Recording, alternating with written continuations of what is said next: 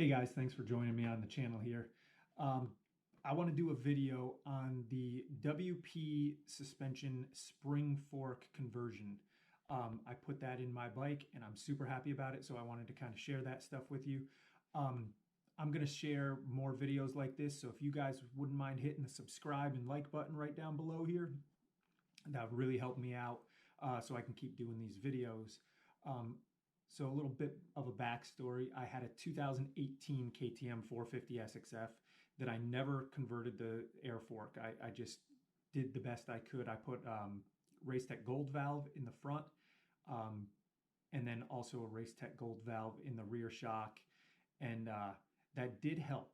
It didn't fix the problems completely, but it definitely helped. And so I got the 2021 KTM this past October, and I had decided before I even got it that I was going to either do the spring conversion or I was going to spend the ridiculous amount of money and get the cone valve suspension.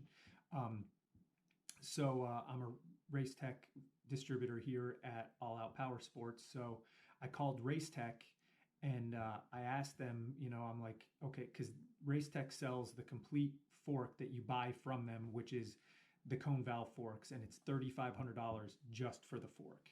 And the spring conversion, I don't know what retail cost is on it. I can't remember, but I spent like right around five or $600, dealer cost. Maybe it was $600 retail. I can't remember. But anyways, that's a whole lot cheaper than $3,500 for the cone valve fork. So I asked the guy that I talked to, I asked his opinion. I said, is it worth the $3,500 to go with the cone valve over the spring fork? And he told me no. He said that I would be completely happy with the spring fork.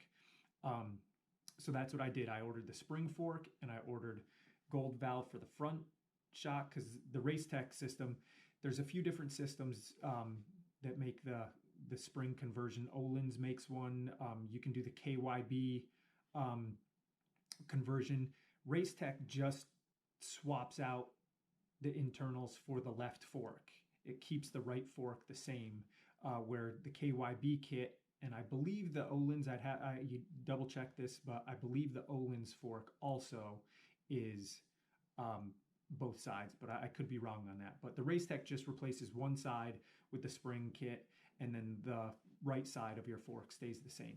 So I ordered that, and I ordered the gold valve for the other side for the front fork, and then I ordered gold valve for the rear, a new spring for the rear for my weight and my riding ability, and then also I put in the bladder kit too. All of that made a huge difference. It was so much better after I got that. I didn't even actually get to practice on it. I went straight from getting it one day, putting it on my bike, and then to a race the next day. And I was comfortable immediately. I didn't even have to, practice on it. And I was completely fine with it. It just was immediately better than my air forks and everything. So I had a few different issues with the spring or the air fork when I was running that on both the 2021 and the 2018, where I couldn't stop it when I was coming into a rut and powering through the rut. It either wanted to stand up and come out of the rut, or it wanted to turn and fall into the rut.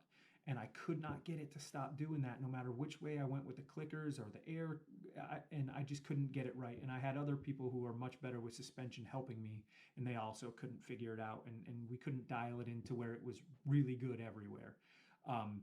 With the spring conversion, before I even really dialed it in, it immediately was better in the ruts, in a rut, and it tracked coming out of the rut.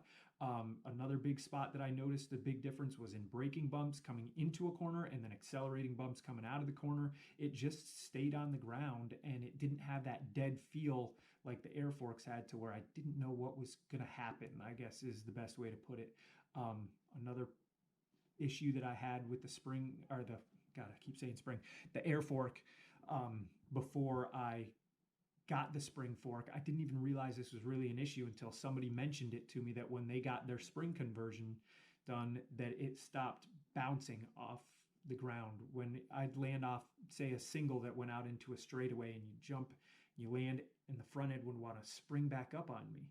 And once I got the spring conversion, it would just land and kind of drive through, which was what I wanted it to do.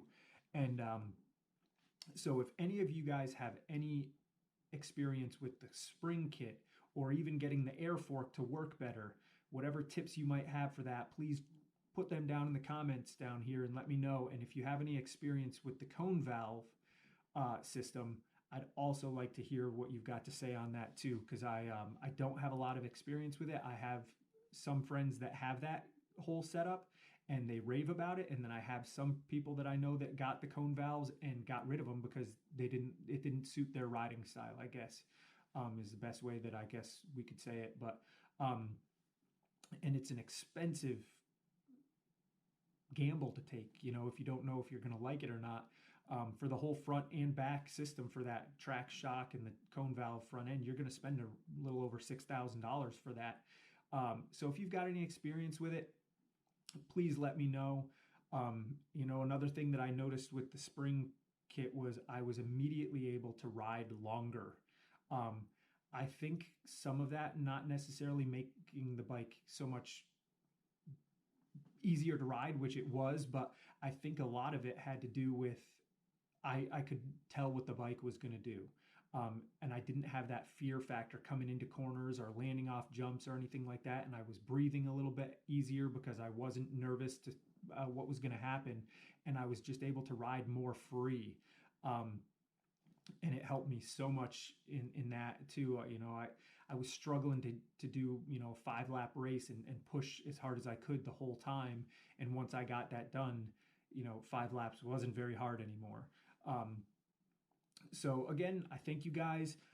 Please remember to subscribe and like this video if you want more. And if there's anything you guys want a video on or anything you want to add, please leave it in the comment section down below. And I hope to see you guys again soon. Thanks a lot.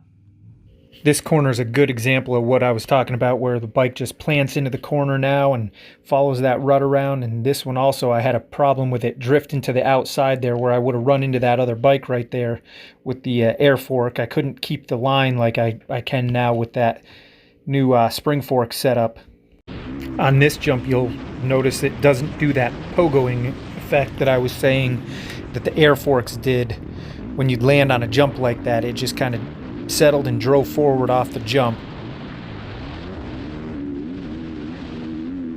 Now coming up here, it's got some braking bumps coming into this corner where you're turning, where my front end always wanted to wash out in that section before I got the spring forks. The air fork just didn't want to stick and drive forward into it, so I'm happy with the way it is now. So again, if you guys have any questions or advice on how to set up your suspension, please again drop it in the comment section at the bottom, and I hope to hear from you guys real soon. Thanks a lot.